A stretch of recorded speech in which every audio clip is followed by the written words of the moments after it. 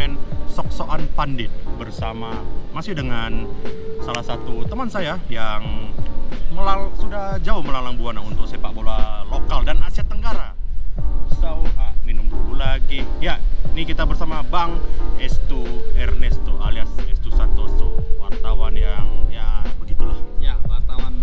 Dan di video kali ini, sebelumnya kita sudah bahas grup A, kita sudah bahas kekuatan timnas secara mendetail. Ya, yang pasti kita nggak adil dong kita bahas grup A nggak baik. Makanya. Karena jangan potong opening saya nih. Oh, gitu.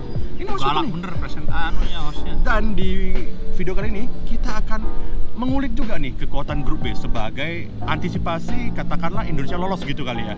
Ya. Oke, so tanpa banyak bacot lagi kita langsung saja Itu gimana mulai. kalau nggak bacot? Kita mau bacot-bacotan. So tanpa banyak bicara lagi, Kita diam berarti tanpa basa-basi. ya kita langsung saja ke intinya analisis grup B nih Bang. Kita mulai nih. Vietnam. Yang pasti grup B ini tidak seketat apa lebih Bukan. ketat dari grup A kan? tidak ada finalis kan. Semua finalis kan di grup A. Finalis musim sebelumnya 2020. Indonesia sama Thailand. Ini kan semifinalisnya waktu itu Singapura sama Vietnam. Iya. Ya. Dan Singapura disisihkan Indonesia dengan laga dramatis. Laga dramatis sekali. Yang ada Asnawi gitu. Why? Ya. Why? Itu Terus- kalau kata Bang Tretan Muslim ya. Dia mengira tuh si Asnawi bilang why ke kiper. Apa ke si Faris Ramli Iya. penendangnya. Terus sama si Vietnam ya. Vietnam yang sebentar lagi ditinggal Pak Hang-seo. Pak Hang-seo ini akan menjadi AFF terakhirnya. Katanya Pak Hang-seo mau ke PSIS loh. Who knows ya, semoga ya. Oh, kamu pendukung PSIS ya? Jangan dong ntar ketahuan gak ada yang nonton lagi kalau dari tim-tim lawan gitu. Jangan, nggak usah takut. Kalau memang mendukung tim itu kan harus gitu. Ya, tapi terlepas dari itu, ini grup ini ya kita bahas dari terdekat kita ya, Malaysia dulu nih. Malaysia. Lebih enak sih Bang dari susunan feeding Oh, kalau oke. gue bilang. Apa? So, kita mulai dari Vietnam dulu. Oke, Vietnam. Vietnam sebagai unggulan nih kita bilang nih yang Ya. dalam Selalu unggulan. 5-6 tahun terakhir terutama itu benar-benar dikdaya banget ya untuk Asia Tenggara sendiri bahkan. Iya.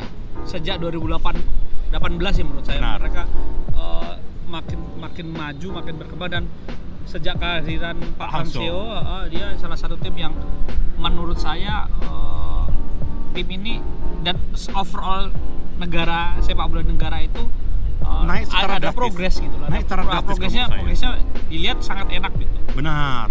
Satisfying ya Bang ya. Iya. Terutama kalau saya melihat bahkan ini tinta emas yang dicetak oleh mereka di Asian Games kalau kita harus sama-sama ingat Vietnam tembus sampai semifinal yang dikalahkan Under 23 dulu dong sampai final, kalah Benar. sama Uzbek. Tapi menurut saya itu puncaknya ini sih. Kamu kayak netizen Indonesia, Asian Games sama SEA Games itu kan nggak masuk FIFA.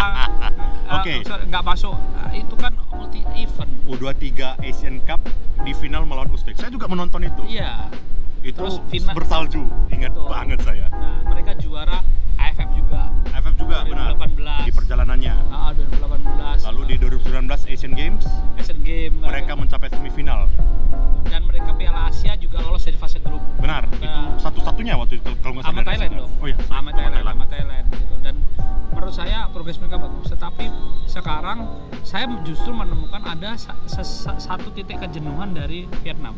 Benar, kelihatan sih. Ada titik kejenuhan dari Vietnam karena sebenarnya pemain yang dari 2018 sampai sekarang Itu aja itu sih. nyaris sama. Itu aja. Nah, karena nyaris sama kalau masih konsisten di level atas tidak masalah ya. Tapi kalau sudah terbaca sama lawan, Itu yang menjadi bahaya ya. ya. Dan justru saya berharap kalaupun Indonesia cuma jadi runner up grup A, juaranya kita semifinal ketemu dengan Vietnam. Nah, itu akan jauh lebih, menurut saya akan bukan mengartikan arti ya, itu akan jauh lebih Mudah ya. memudahkan gitu karena Iya. hampir sama dan pola permainannya bisa kebaca karena Pak Hang-seo dan Sintayong kan ya bisa dikatakan satu rumpun ya, satu Compatriot karakter, ya, satu negara. ya satu rules lah main Ya, bolanya gitu. benar. Menurut saya itu penting banget. Hmm. Terus kalau dilihat dari Vietnam sekarang, selain titik kejenuhan mereka juga semakin kesini kan bebannya semakin berat. Mereka terakhir semifinal kan gitu. Diharapkan ini kan bisa final dan juara lagi gitu. Itu menjadi sisi negatif tersendiri ya Iya, untuk menurut saya. perjalanan Vietnam gitu. Itu bisa, tapi kekuatan yang lain ya Nguyen Chon Phuong semakin matang, Chon Phuong, iya, semakin menjadi leader dan semakin sabar mungkin permainannya. Tapi ada satu penyerang itu nomor punggung 22 Nguyen Tien Lin, itu benar-benar saya suka banget lihat dia main. Target man banget, enak banget sih.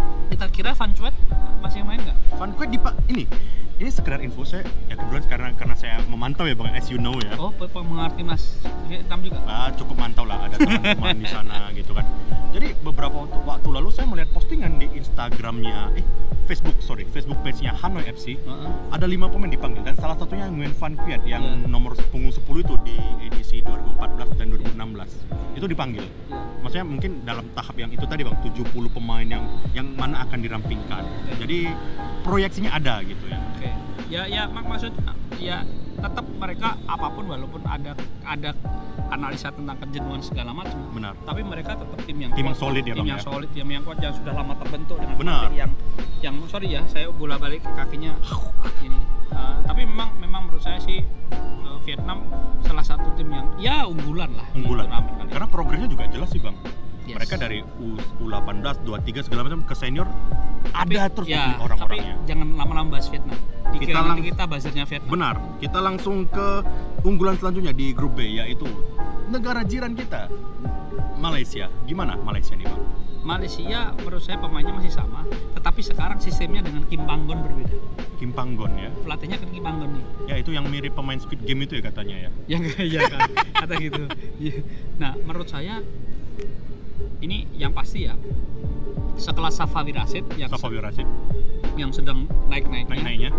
Tapi sekarang jarang dimainin di JDT. Bahkan ada kemungkinan musim depan dia pindah ke Kedah atau ke Selangor gitu. Coba itu apa? Apakah memang sudah berarti ketika melewati di klub peaknya? di klub dia kesempatannya tidak terlalu banyak bermain. Benar. Nah itu. Nah ini menurut saya ini juga akan karena beberapa tahun terakhir pemain ini sangat diandalkan di Malaysia. Kalau di klub dia tidak dapat bermain jam reguler yang banyak, menit reguler yang banyak. Bagaimana mau ke timnasnya? Nah ini juga akan menjadi catatan menarik juga tuh. Walaupun kembali lagi sepak bola unit ya. Nggak cuma Safawi Rashid, ada Akhaya Rashid, ada Brendan Gunn, ada segala macam gitu loh. Tapi maksudnya ikonnya kan dia. Saya ingat banget di laga melawan timnas Indonesia beberapa tahun lalu ya. Dia nyetak gol yang menyisir dari sisi kiri, bam, wow. Berbahaya sekali memang sih. Termasuk Muhammad Soumaré juga bukan pilihan utama lagi gitu. Artinya Kim Pang, tapi kita percaya bahwa Kim Pang datang sebagai orang baru. Tentunya dia akan membawa sistem baru baru dan dia akan pasti dengan sedikit tutup mata dia akan mencoba, misalnya Aif Aiman dicoba ya ibaratnya dengan dia pengen kayak mendapatkan memilih pemain tanpa mendapat pengaruh dulu gitu kali ya. Apalagi kita tahu bahwa progres dari tim Sabah juga cukup bagus ya. Sabah cukup bagus. KLFC juga lolos sampai ke final KLFC. Keren banget. Terengganu juga bagus. Negeri 9 juga bagus. Nah, tim-tim ini menurut saya akan menyumbang pemain yang akan banyak gitu dan bukan JDT lagi nih. Bukan hanya JDT, tapi saya akan melihat kalau saya tuh penasaran dengan Kim Panggon. Oke. Kalau ketemu misalnya nanti ketemu Indonesia di semifinal atau ketemu Vietnam, Kim Panggon lawan ketemu Pak Hang-seo. Ini kan menarik. Ya, sama seperti Sintayong melawan Pak Hang-seo di 3 tahun terakhir katakan gitu ya. Ada 3 Korea di Piala AFF ini menarik sekali dan 2 tim ada 1 grup. Jadi tidak hanya BTS yang menjajah Asia Tenggara gitu ya. Ya begitulah, sama Oppa Gangnam Style. Udah, stop. Jangan banyak-banyak, nanti kira buzzer Malaysia. Kita dikira buzzer Malaysia nih. Oke. Kita lanjut ke unggulan ketiga di grup B, yaitu Timnas Singapura, Bang Estu. Singapura punya pelatih baru dan dari Jepang juga. Ya, Jepang yang terakhir Jepang, ini juga Jepang lagi kan. Jadi siapa namanya ya? Cek dulu, saya nggak hafal. Ya sama juga. Nanti kita percepat aja waktunya. Jadi menurut Tatsuma Yoshida nama pelatihnya, Bang. Dia menurut saya tidak akan ada banyak perubahan dari tim ini gitu. Karena pasti asisten-asisten lokalnya akan memberi masukan sama dengan pelatih sebelumnya Noah Lamsyah. Dan kawan-kawan. Itu kan memberi, itu menurut saya sih seperti itu. Jadi saya yakin tidak banyak perubahan di Singapura dan di 2020 kita digagalkan di Indonesia. Menurut saya kita akan dimatangkan oleh turnamen di 2022 ini timnya Iya. dengan pelatih baru tentunya. Itu kalau saya sih baru sebatas itu prediksi saya dengan Singapura. Padahal kalau kita bilang berbicara edisi sebelumnya di 2020 ya, itu benar-benar tidak menyangka ya kita bisa melihat Singapura lolos sebenarnya ya. Iya. Dan bahkan ketika Indonesia pun, ternyata bisa melebihi level yang bisa menjangkau level kita nih, itu mengagetkan loh. Perlu diingat 3 anaknya Fandi Ahmad sudah semakin matang. Iksan, Ilham. Nah, itu makin, bahkan yang sekarang main di Thailand ya? Bukan, yang sekarang main di Albirek Niigata, Ilhan ya? Ilhan sering mencetak gol bersama Albirek Niigata. Dia bermain dengan pemain-pemain Jepang, bisa mengikuti pemain Jepang. Bisa bisa ngikutin ya. Terus 2 kakaknya bermain satu tim di Thailand di Bangkok Glass Patung. Betul, itu Itulah. Menurut saya ini akan makin menarik. Mereka makin padu dewasa. ya. Iya, Benar. belum ada lagi di seniornya, masih ada Christopher Verhuizen, ada Zulfahmi Arifin. Termasuk kita katakan si Faris Ramli yang gagal penalti itu mungkin memang kena tekanan doang ya. Padahal kalau kita lihat permainan overall, bagus banget gitu ya. Kalau saya sih justru kalau saya ngomong, kalau suruh milih Singapura dan Vietnam, saya justru lebih cenderung milih Singapura untuk lolos ke fase berikutnya. Terutama kalau satu tim saya menjagokan Malaysia ya. Tapi kalau disuruh milih temannya Malaysia misalnya siapa? Saya milih Singapura. Oke. Saya agak kontra sih dengan pernyataan kalau saya Vietnam dengan Singapura yang lolos. Selanjutnya kita akan ke unggulan keempat nih, Bang Estu. Timnas Myanmar, Bang. Kan kalau kita ingat akhir-akhir ini memang kondisi politiknya lagi terombang-ambing gitu ya. Termasuk kompetisi nggak ada. Wow, info yang baru saya dengar nih gitu. So, bagaimana peluangnya menurut Bang Estu? Ya, kompetisi mulai ada lagi tapi baru-baru belum lama gitu. Tapi kalau melihat Myanmar, walaupun negaranya kacau segala macam ya, tadi di beberapa event dia ngirim tim. Artinya timnasnya tetap sehat ya, ada jalan gitu. Masih benar. jalan walaupun saya nggak tahu sehat atau nggak sehatnya. Tapi dengan pelatih Antoine He, itu pelatih yang dulu melatih 2018 ya. Terus keluar balik lagi. Di kedua pasti belajar lebih dalam. Ya. Pasti ada belajar dari kesalahan sendiri gitu ya, Bang ya. Satu itu, kedua bagaimana dia mempelajari pemain-pemain, karena kita tahulah Myanmar dengan kultur negaranya seperti itu, pasti kan ada something yang berbeda dan India pasti belajar dari itu. Dan kalau kita tidak salah ingat beberapa waktu lalu mereka lolos ke Piala Dunia U20 ya kalau. Ya itu udah lama. Nggak, tapi tetap rata-rata pemain itu yang ke kuda hitaman mereka tetap tidak bisa dipandang sebelah mata, itu menurut saya. Dan menurut saya Myanmar justru di grup ini bisa menjadi batu sandungan tim untuk semua tim ya. Iya, benar. Potensinya ada nih. Potensinya ada gitu. Saya ingat banget ada satu penyerang nomor 9 yang Aung Tu itu kan sempat bermain di Liga Thailand ya. Itu benar-benar ada beberapa pemain yang main di Liga Thailand yang menurut saya itu akan terasa lah kualitasnya ya. Iya, dan kompetisinya kan cukup kompetitif ya di Thailand. Oke. Itu sih kekuatan Myanmar, dan kalau saya boleh prediksi walaupun memang tidak mudah untuk lolos di fase grup, tapi dia akan menjadi kejutan, pengganggu kemapanan tim-tim yang diunggulkan. Oke. Bisa jadi mungkin nanti entah Vietnam, Malaysia, Singapura bisa nanti akan ada skor yang mengejutkan gitu ketika melawan Myanmar. Kompetisinya kan home away ya. Benar. Ada merasakan main di Myanmar. Benar. Gitu sih. Oke. Sekian kita berbicara soal Myanmar, Bang. Kita berlanjut ke tim terakhir. Tim unggulan bontot, yaitu Laos, Bang. Bagaimana Laos? Ini sepertinya satu negara yang kalau menurut saya nih ya. Dan Abang sendiri pun kayaknya kita sama-sama jarang mendengar nih soal Laos nih. Kalau saya sih nulis maksudnya saya di kantor saya dapat nulis Liga Laos saya. Tapi katanya nggak mau bilang kantor tadi. Iya, kan saya nggak nyebut nama, cuma nyebut kantor. Oke, di kantor nulis. Oke, siap. Kantor nulis. Kantor saya nggak ngomong nama. Jangan bikin saya marah nih. Oke, gimana dia? Michael Weiss dari orang Jerman, mantan kiper, dan kalau menurut saya Laos itu kan sebelumnya ditangani oleh orang Singapura. Subramaniam, siapa pelatih sebelumnya? Yang orang keturunan India itu. Iya, dua kali kan pelatihnya dari India. Dari Singapura. Dari Singapura kan. Nanti akan Sudra apa itu nanti kita. Sudramurti. Ada Sudramurti dan apa namanya? Mereka cenderung memilih Asia Tenggara kan ya. Ada Selvaraj juga, ada Sudramurti, dan sekarang Michael Weiss. Dan Michael Weiss ini salah satu pelatih yang gimana coba rekam jejaknya nih dulu. Mereka itu sudah ini apa namanya istilahnya, mereka itu melakukan training camp di Hmm? di negaranya dengan lama. Oke. Termasuk kabarnya mereka akan ke Thailand juga, akan training camp di Thailand gitu. Hmm. Dan mereka akan melakukan uji coba dengan timnas under 20-nya Thailand. Oh, berarti Jadi- persiapannya jelas ya Bang ya? Jelas itu. Jadi mereka sudah bahkan kayaknya mereka sudah beberapa minggu yang lalu sudah berangkat ke Thailand Oke. dengan melakukan TC menuju ke mereka main tanggal 22 kalau nggak salah. Tanggal 22 itu.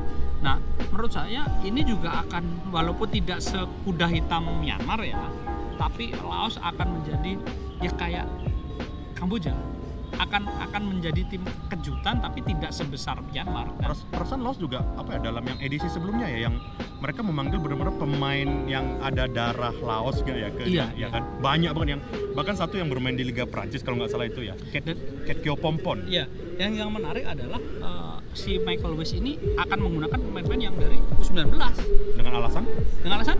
regenerasi dimulai dari sekarang. Oh. Timnas mereka hancur nggak apa-apa, tapi regenerasi dimulai sekarang. Dan ini visi panjang dari Michael West ini tampaknya menjadi menjadi visi si pelatih ini untuk memperkuat tim ini. Oh, berarti kalau ibaratnya di tim NBA, tim ini mau di rebuild gitu ya? Iya, Keren. kayak Keisuke Honda itulah yang. Iya, Tapi iya. bedanya kalau Michael West baru Tidak. bergabung gitu. Dan mungkin yang dilakukan Honda tidak se ekstrim ini Iya, gitu kali iya, ya. iya. Oke, jadi ini kita sudah berbicara panjang lebar dan tadi juga sudah kita singgung. Bang Estu, jadi kira-kira peringkat 1, peringkat 2 di grup B siapa prediksinya? Kalau saya susah, tapi kalau yang lolos saya mengunggulkan Malaysia dan Singapura. Malaysia itu. Kalau saya nomor 1 Vietnam, nomor 2 Singapura. Singapura sama Malaysia kok saya kurang gitu ya. Singapura berarti ada 2 nama yang kita sebutkan bareng, Singapura gitu ya. Mungkin Singapura akan memberikan kejutan lagi nih. Iya. Semoga orang Singapura banyak nonton. Semoga. So ya, itu dia tadi prediksi dari kami Sok-sokan Pandit mengenai grup B Piala AFF tahun 2022. Dan ya semoga pada akhirnya semoga timnas Indonesia ya Bang ya, kita berharap banget lah bisa berprestasi gitu ya Bang ya. Kita kalau seru ketemu Malaysia seru di Kim Panggon lawan Sintayong lagi ya. Katanya itu guru murid. Katanya gitu. Katanya. Semoga nih ya, itu dia prediksi dari kami berdua, analisis yang sok-sokan dari kami berdua, dan tentunya sampai berjumpa lagi di segmen selanjutnya di konten Sok-sokan Pandit. Terima kasih. Cayo.